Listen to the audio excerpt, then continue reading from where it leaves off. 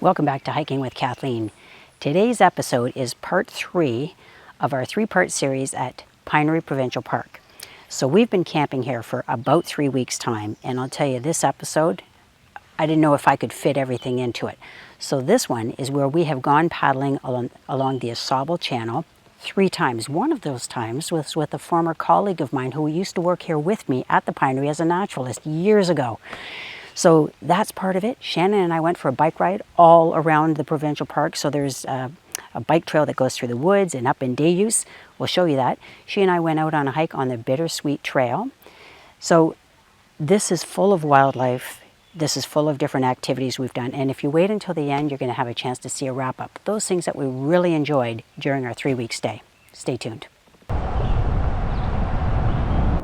So Shannon and I are just leaving Pinery Provincial Park and we're heading into Grand Bend. Grand Bend is just up Highway 21 heading north, and it's about a 10-minute drive. So we're going to head into Grand Bend and take a look around the town, and we're going to bring you along.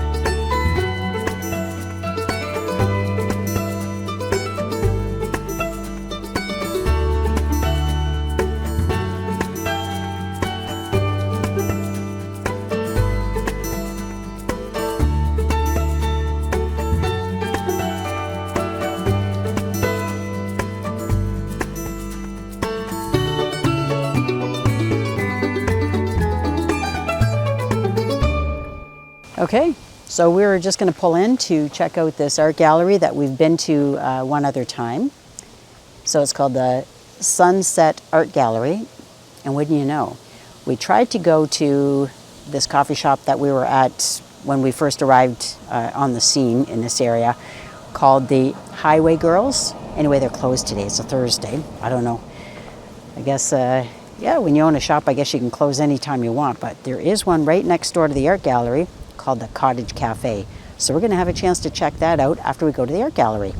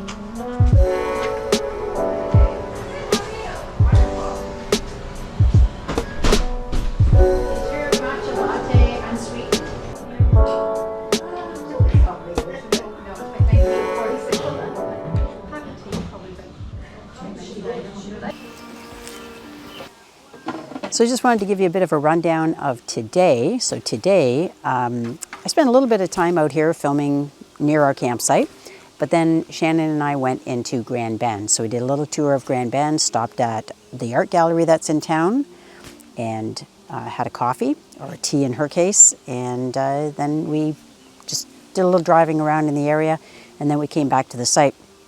Just finished playing some games inside, and just to show you, because I know that oftentimes you're curious as to what kind of campfire or camping meals we prepare. And oftentimes we don't show you the preparation. Some of them are prepared in advance of the camping trip. And so that's an example tonight. And we are having burritos, and Shannon's just warming them up in the frying pan. They're already pre-cooked. They were put in the freezer. And so now she's just warming them up for a nice quick meal for tonight.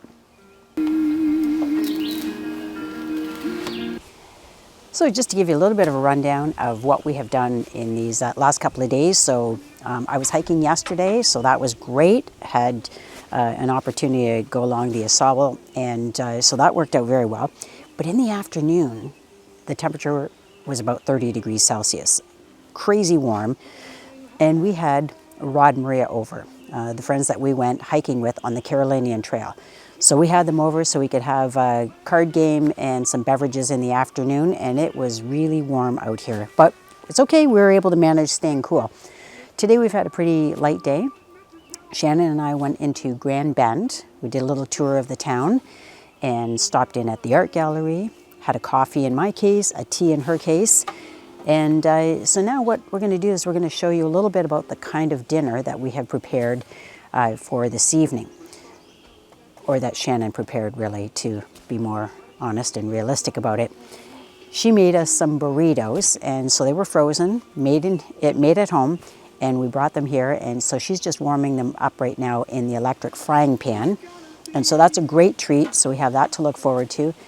And tonight, we're going to be sitting at a bonfire of our neighbors across the street, whom we met yesterday. And so we're looking forward to getting to know Brenda and Karen, and it's so easy to meet people when you're camping, and you know, we have so much in common. So it's a matter of, you know, they've had tons of experience camping, so we're looking forward to sharing those experiences because we've traveled to Newfoundland with our trailer. They have as well. So, and that's a really big feat from Ontario. So anyway, that's how our day is going to unfold, and we're looking forward to what we're doing now and what we have ahead of us.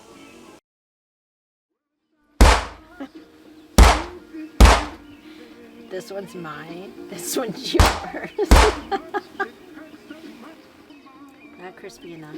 I like mine crispy.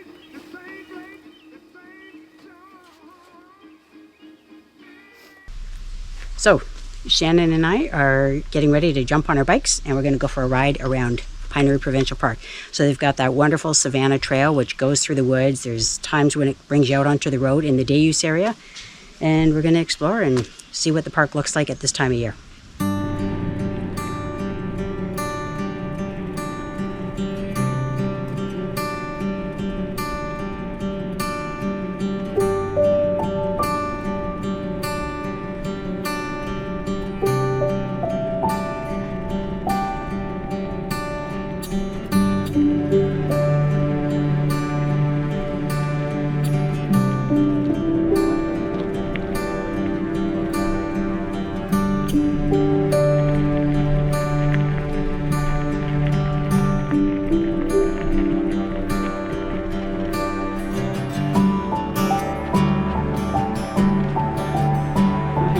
Thank you.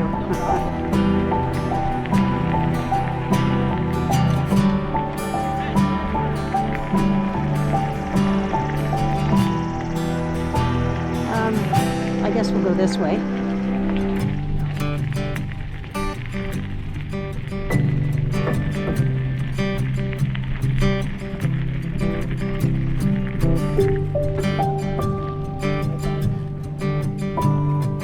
Let's see.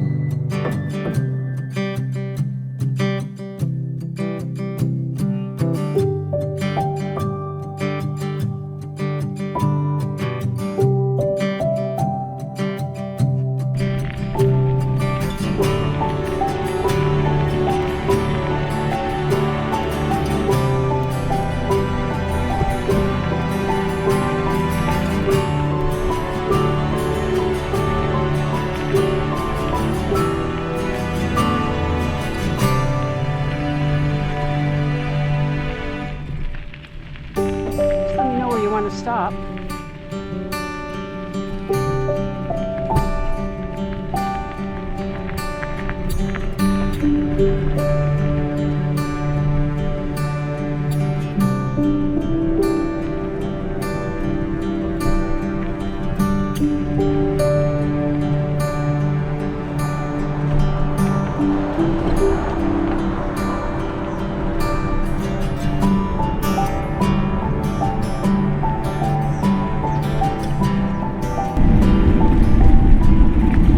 Yeah, so we're just showing you the way, how you get onto the Savanna Trail. Easiest way to get out of the Riverside is going through the yellow gates up by the park store. And then you get onto the Savanna Trail through the store parking lot. So now we are on the road for the day use, and only one lane is open to vehicle traffic. That's the lane to my right. And soon enough, there'll be a sign on the road that shows a bicycle and shows it's the only mode of transportation that's allowed on here. Of course, pedestrians would be too.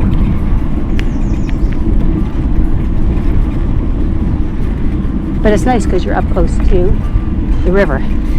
I see Shannon probably wanted to take a shot, so she's back there, and I'll just hold up and wait for her.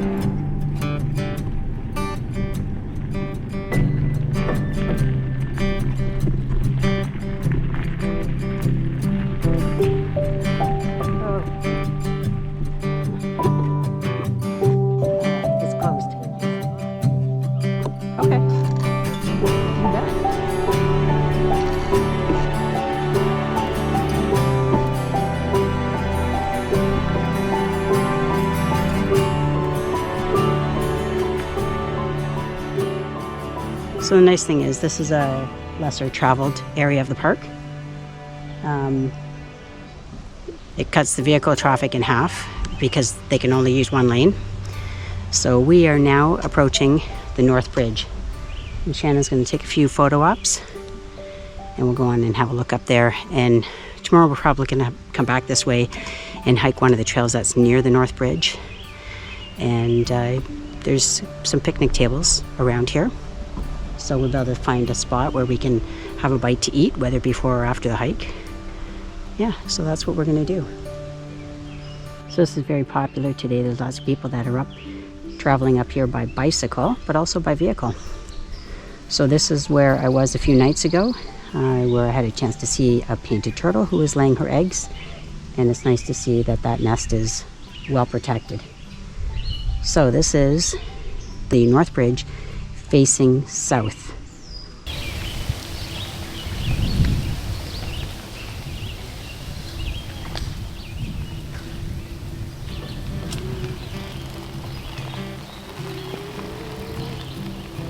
So ahead of us we have the Bittersweet and the Hickory Trail. Which do you prefer?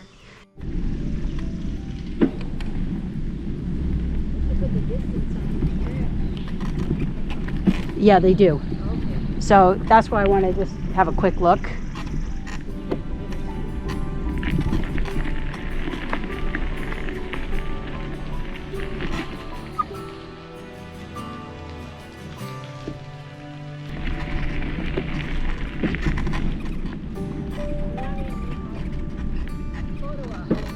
Yes.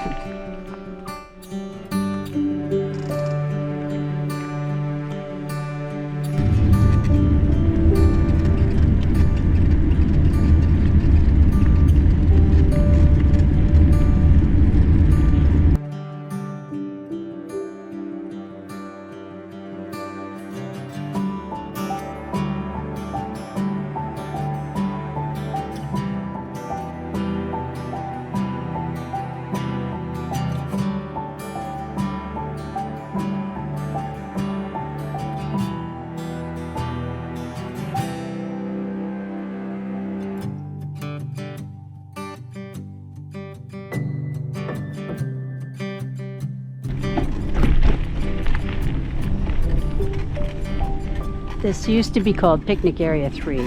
They've dropped all the numbers now, but I recognize it.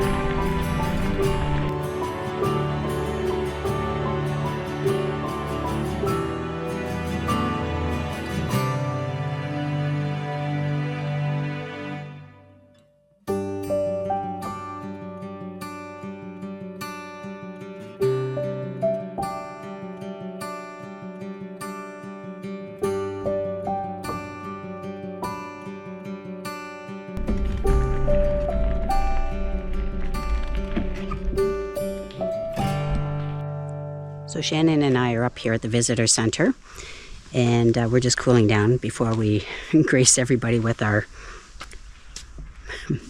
sweaty state right now. Shannon getting a little bit of a Wi-Fi fix. I'm able to get a signal. I'm with Fido, which is under Rogers. She is under Kudo, which is under Bell. So her Bell service seems to be pretty spotty here, but that's okay. We're able to make it work out okay. So we're going to go up into the visitor center.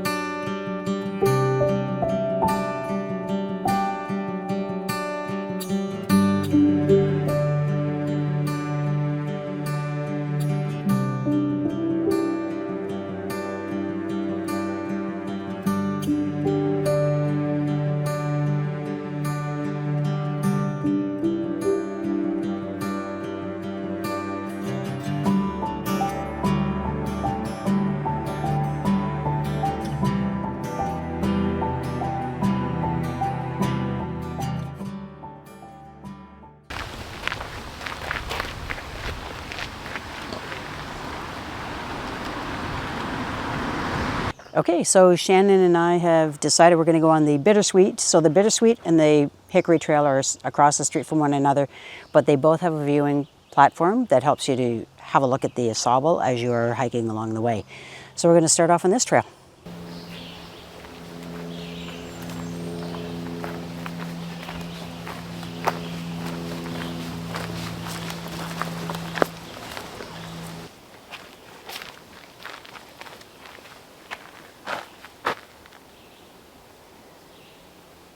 It's cool seeing these tall, mature red pine trees. Yeah, so Pinery is an oak savanna, and there's a lot of open space between trees, and it's not as maybe as dense a forest as some others, but that's just the nature of this. So lots of open space. And pine trees actually do originally exist here. But there were a lot of white pines that were planted here over the years. It's because they didn't really know what kind of a way to fill in the gaps before forest management really became a thing where people understood how to manage this kind of forest. But anyway, these red pines are specimens that belong here, and they've been here a long time. So I was waiting to find a good example. So this is a fire scar. And there are trees that are still standing, have recovered just fine after having a fire burn the leaf litter around it. So Pinery is typically an oak savanna, which means oak trees, savanna, lots of space in between. So really the leaf litter is the fuel for the fire. Yes, there are dead trees, so they are logs, and that does occur throughout the forest as well. But these fires never burn really hot here at Pinery. And in fact, they've had what are called prescribed burns. So burns that were intentionally started from time to time, because back in the day when parks just began, the whole idea was to keep it protected so campers and hikers and that wouldn't get hurt. Well, then it was learned that the fire suppression was actually having sort of a detrimental effect on the health of the forest. So back actually in the time when I was working here, we had our first prescribed burn. So that might have been, let's say, in the early 1990s, because I can't remember the exact year. And so we just kept all the campers out, and all of the breaks between fire zones were roads. So the fires could not jump over, and all they were doing is burning up the leaf litter. So they were intentionally set so that the nutrients that are tied up on the forest floor would die, or the nutrients that were already dead would then have a chance to be released and release the elements of nutrients to the forest. And oh my gosh, did it ever turn a vibrant shade of green within weeks of that prescribed burn. And so since that time, they've continued to do prescribed burns in various areas of Pinery. This is how you can tell it's a fire burn, because a fire scar starts from the ground up, as opposed to a deer rub where sometimes you'll see there's a scar in the middle of the tree, and that's from an antler when the bucks are ready to rub off the velvet. So this is a fire scar, starts on the ground. And one more interesting thing, the direction of the fire. If you think of when you put your finger through the flame of a fire, the very hottest part of it is the tip, the high point. So this fire came around the tree this way, and the leading edge is what burned the leaf litter and then moved on. So the direction of the fire is it was moving uphill towards the camera. Interesting little fact.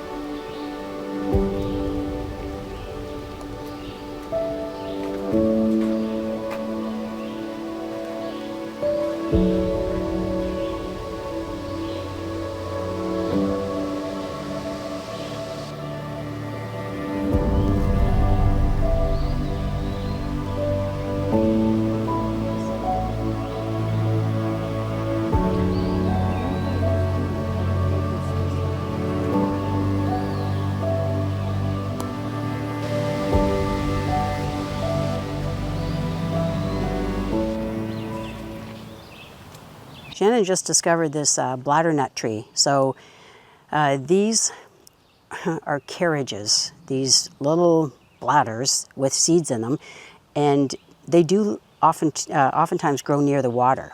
And so what happens is then they can get carried downstream or down the river, and then that's how they can get seeds planted elsewhere. So here's another example. So Bladdernut, when it matures, will change to a brown color, and that's when the seeds are ripe. But they're very, very light, so they're easily carried by water for better distribution. So that's why we hike with Hawkeye, because she notices these things as we walk along the trail. So this has short stems and that has a long one. I would have thought that was poison ivy until I saw those nuts. Yeah, and the other thing too is poison ivy doesn't grow as a shrub. It will grow as an ivy, and it is very, very, very plentiful along the trail here. In fact, taking the camera off just to show how well it's growing. And it's just because it's a rich environment, so they're getting the right amount of sunlight. If you are sensitive to poison ivy, this is probably not a really good trail for you because the trails are not very wide. So I was saying to Shannon when she was asking about that, I think it's just because there's not a lot of traffic that comes through here. I mean, there's quite the bumpy road in order to get here, but there's not a lot of traffic, and as a result, poison ivy grows really close to the trail on either side.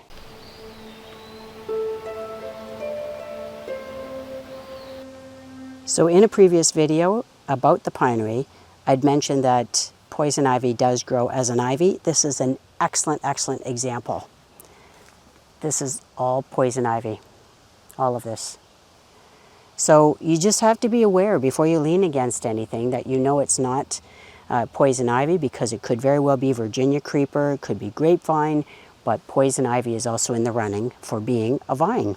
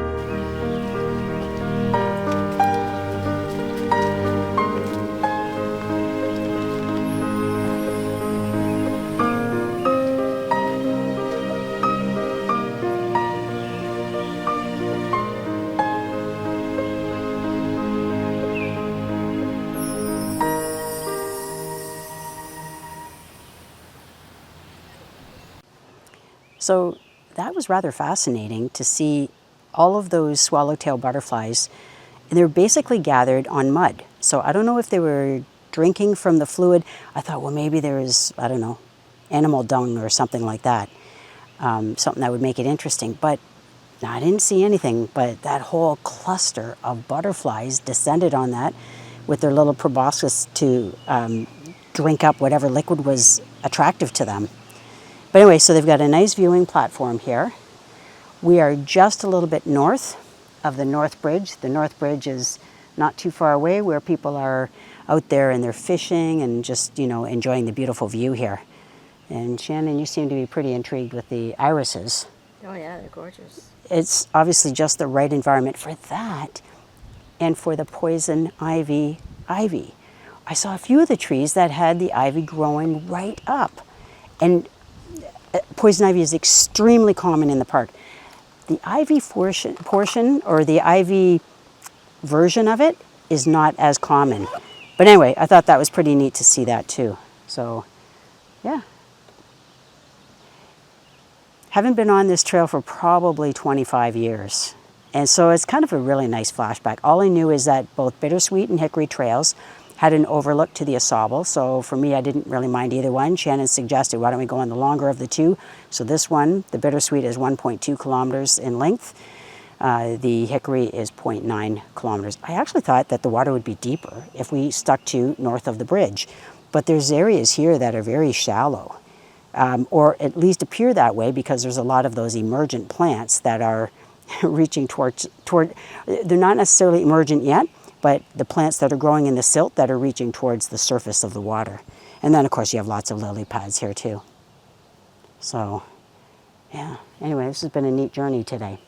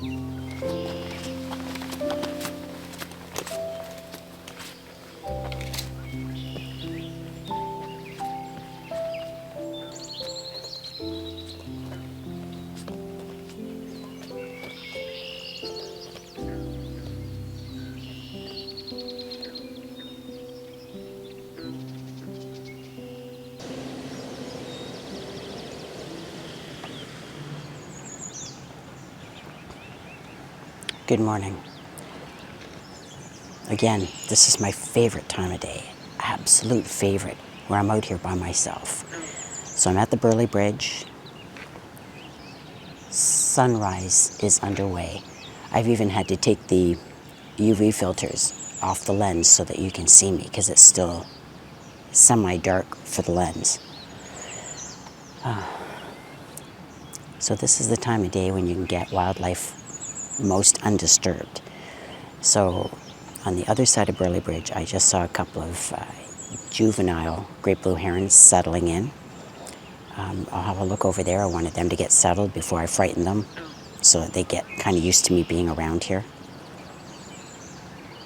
The fish are still spawning, so they're still making a lot of splashing.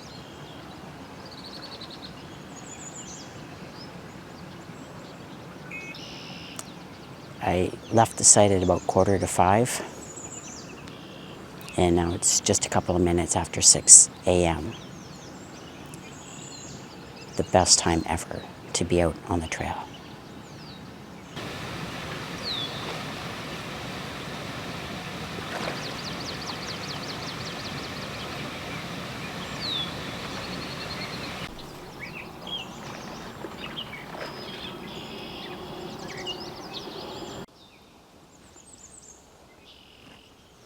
It's been beautiful out here this morning, and so I'm ready to just head back to the site. I've been out here for about an hour and a half, and time to have some breakfast and my coffee.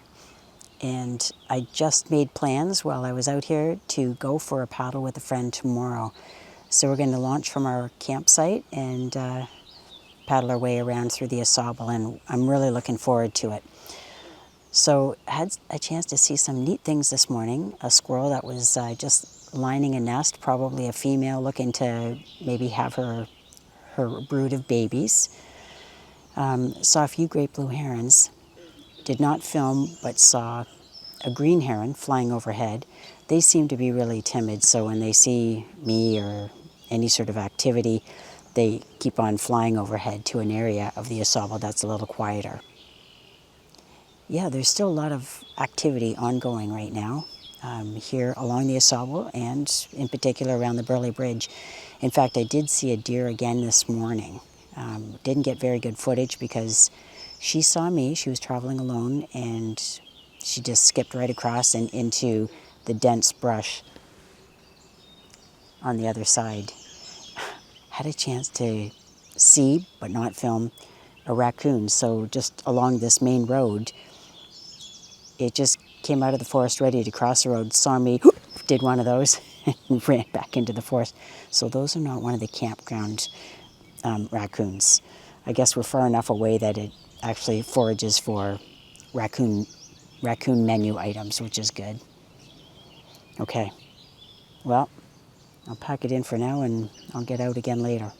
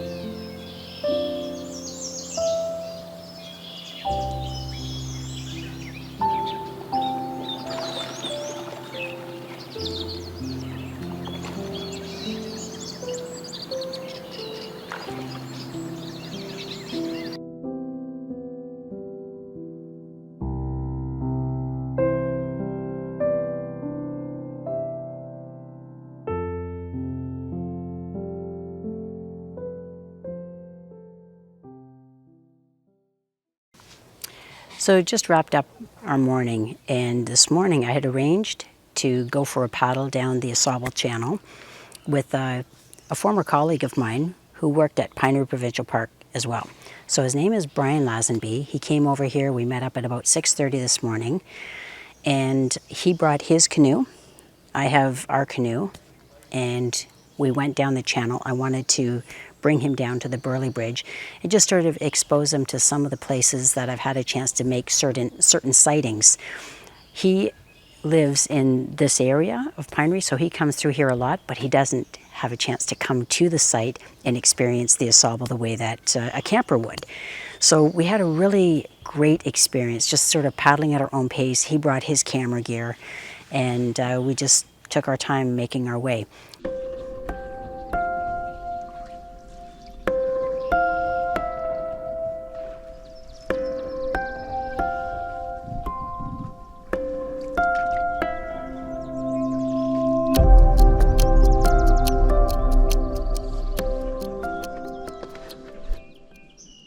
So when we got out at the Burley Bridge, it was beautiful and sunny, and we were paddling throughout the time of sunrise. It actually had risen just a little before we embarked on that.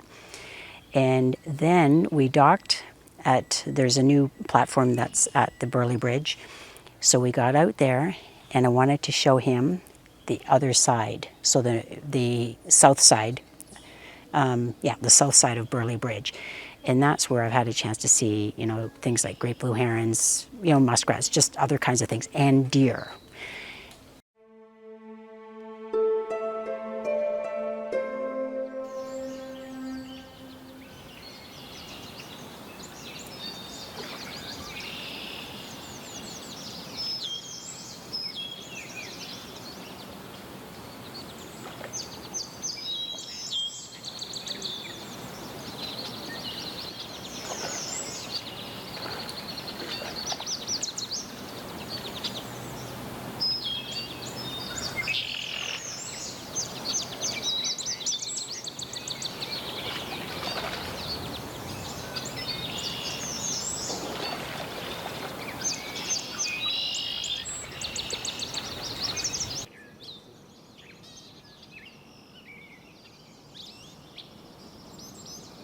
Oh, I think there is another, this might be a better angle because it's under the tree branch.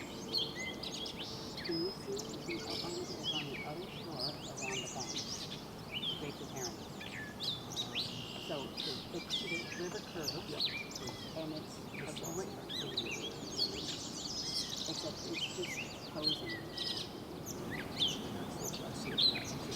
One great blue heron, yeah, that's it.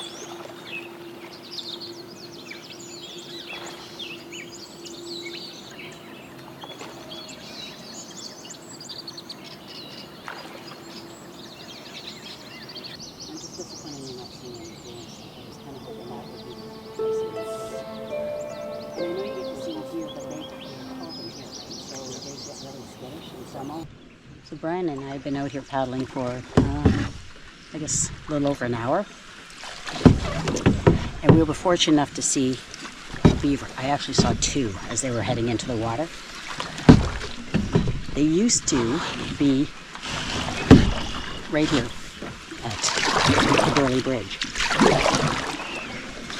But because the platform we were using today in order to get out of our canoe is new, that just got built in the spring, so that probably disrupted where they normally like to be because of the sounds of construction. That other beaver lodge, that doesn't look very well kept.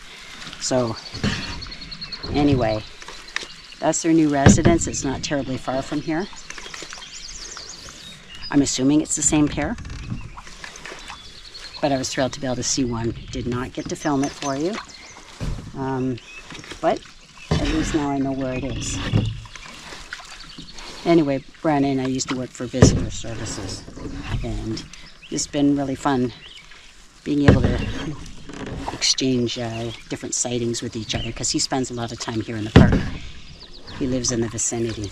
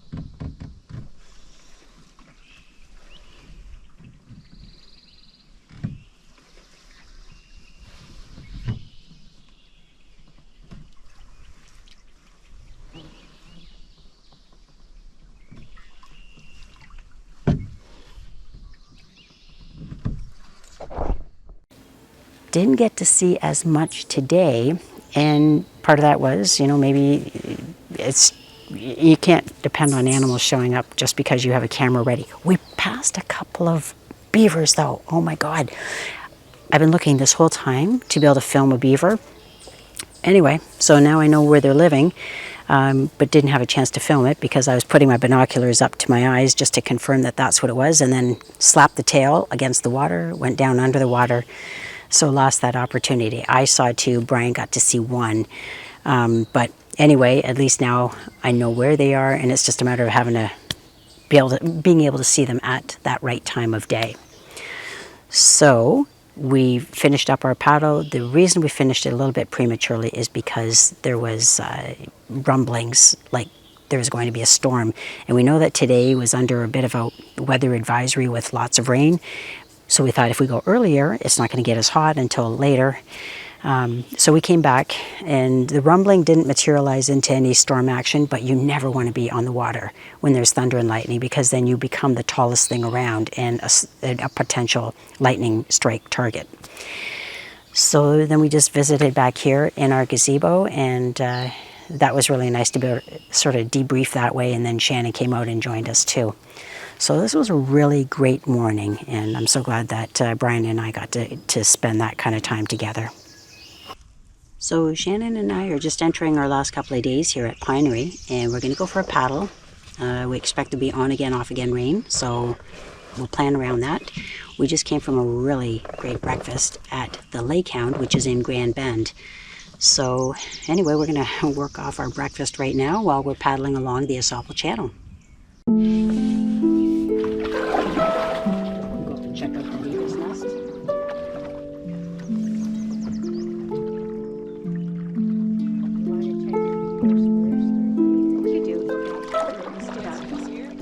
Pardon? Doesn't matter.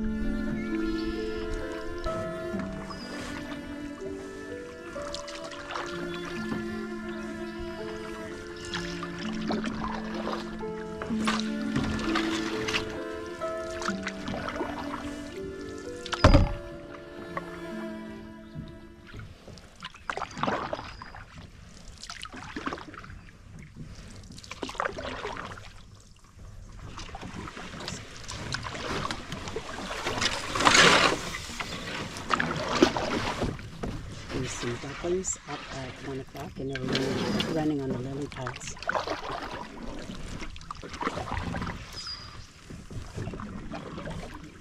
Muskrat Lodge. Yep.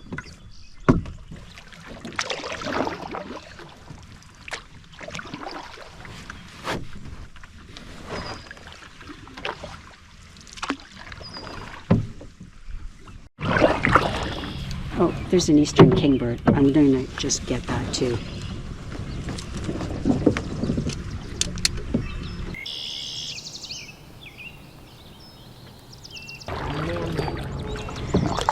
So we are just pulling away from a place we stopped at for, I don't know, maybe 10 minutes, maybe 15. I stopped because a muskrat, we weren't seeing very many this afternoon, and it came out and sat on something that was floating, you know, pile of plant debris. So that was cool to see. And because we were stopped, the other thing that I noticed was there's a turkey vulture in the tree. And as I was looking at the turkey vulture, I could hear some splashing in the water. And that's when we were observing a pair of snapping turtles mating. I even have another GoPro that is encased in a waterproof plastic holding. Well, we wouldn't be able to get nearly close enough to be able to see what's going on. But it was really impressive to see from above the surface of the water where they were rolling around. You could see, you know, her legs going in the air as they were getting into the position they needed to. I guess that's when having a small plastron, which is really in the form of a cross or a T, may serve them well, because it must be very difficult for the turtles that have a very complete plastron. Carapace is the back part of the shell, but the plastron, if it's very complete, it would probably be where they really have to align themselves properly. But the way that snapping turtles are able to, there's not a lot of protection to it, so it must make their access a lot easier. Anyway, it was very impressive, and obviously that takes a period of time, so that was a thrill to see. So we're going to continue paddling up till we get to a bend in the Ausable. There's a bench that sits to the right. Oh, Shannon's pointing out yet another, I guess, a muskrat up ahead. Yeah. And so we'll go up as far as that, and then we're going to head back. This is supposed to be a day where we have on again, off again rain, so, and I don't know if those are, yeah, those are water droplets. I can feel them on my hand.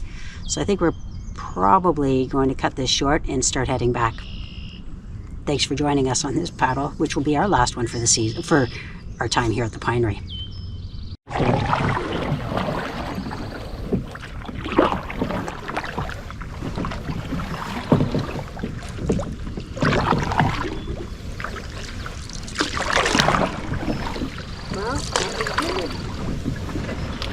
It looked like it was going to be sort of a dull paddle.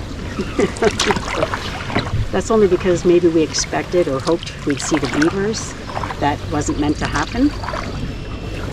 We didn't see the bald eagles. Oh, stop. There's a bald eagle right straight in front of us.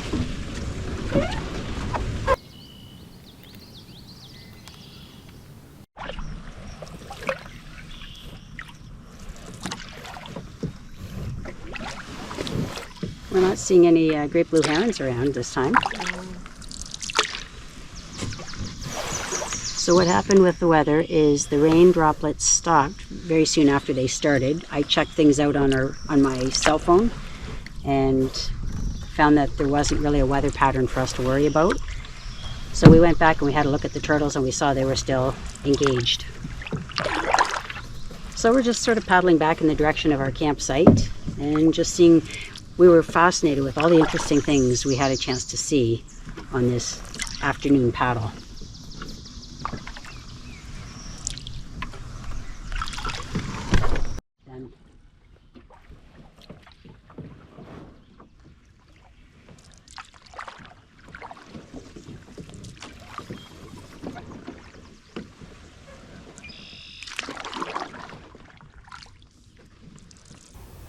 So what we're going to do is we're going to wrap up today's video. This is the last 3 weeks that we've been spending at Pinery Provincial Park, and we're going to give you an overview of the things that we really enjoyed while we were spending time in this area, because believe you me, we spent time exploring the area as well.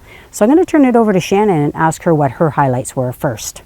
My highlights were playing games with our friends Rod and Maria, and hiking with Rod and Maria.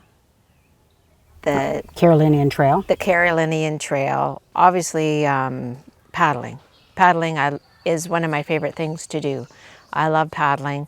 And that's where we saw most, or at least I saw most wildlife, was on the Ausable River. I loved Grand Bend. I have this favorite little cafe / breakfast place called the Lake Hound. So that was my little find. And the Highway Girls Cafe. Yep.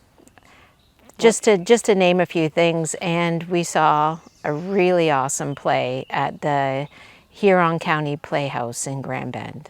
Jesus Christ Superstar. So it was great. Yeah. It was good to do on a rainy afternoon. Go see a performance, and a great one at that. Yep. Yeah, so we don't have seasons tickets to the Huron Country Playhouse, and yet it's only, about an hour or so away from where we live, but we have been to performances here many times. The performances here have been top notch. This one was top, but over the top. It was really great. So that was Jesus Christ Superstar. So Shannon finds these little tea houses or cafes, and she brings me along. So this morning she made it known that she wanted to go out for breakfast, and so that's where we ended up going to this Lake Hound place. And we had a great server, so the meal itself was wonderful. But I loved the natural environment. And for those of you who have followed the channel long enough, I worked here for 10 years in my first career. And so I love being at Pinery, paddling the Ausable, but also hiking along the river trail. So that's where I got to see a lot of wildlife. Oh my God, I couldn't believe the times that I would see deer early in the morning and they just disregarded my presence because I didn't look threatening. And all the turtles that I found, that was really incredible, because yes, June is the month of turtle egg laying season. So we had a chance to do that. It was a thrill to be able to go out and paddle the Ausable with Brian, a fellow I used to work with, years ago. So there were a lot of really great highlights, but the Pinery staff have been wonderful. We had a chance to meet some of the people that look after protecting the turtles once the female has laid her eggs. And that was really important to know how things are protected and preserved for future generations of turtles. So they're just sort of on the leading edge, it feels, to be able to preserve wildlife that is within the boundary of the park and be able to educate through their many programs, through visitor services, through the interpretive program. So yeah, lots of reasons to enjoy it. And on days when it was raining, it didn't matter, because that just meant we had a trailer to retreat to. I was able to do video editing. Shannon was able to do her art. So we enjoyed going through Grand Bend. Shannon had a tough time with Wi-Fi, so that's something you should know. I am using a subsidiary of Rogers. I'm using Fido. I had slow reception sometimes, but I always got reception. Shannon is using a subsidiary of Bell and with Kudo, and she really wasn't able to connect in the park unless she went, I think, to the visitor services, the visitor center, and even so it was a bit dicey. Yeah, it didn't really work, so I left the park and went right across the highway to the Langton Heritage Museum. The museum, and it was fine. So, that's something for you to know, because in Shannon's case, she needs to be plugged into what's going on earlier in this series of camping. When we started at McGregor Point, she had learned that her father had fallen with a broken hip. So she wanted to keep in contact and know what was going on with regards to her family and her dad's health. So being out of touch isn't really an option for us. And that's the main reason. You folks by now might know that I have a 98-year-old dad. So I don't want to be out of contact. And there are times when we realize we have to be, but that's one of the things to keep in mind if you happen to be in that kind of situation. So overall, great experience here at Pinery. We didn't review the campground. I just review the trails and just show you what there is to see. And there is a lot of wonderful things that makes that make Pinery a special place. Thank you so much for your time over these last 3 weeks. Stay tuned for next week's video, where I have a chance to go for a hike with Alistair McKenzie, who is the Resource Management and Discovery Supervisor at Pinery Provincial Park. Find out what's going on in the park behind the scenes.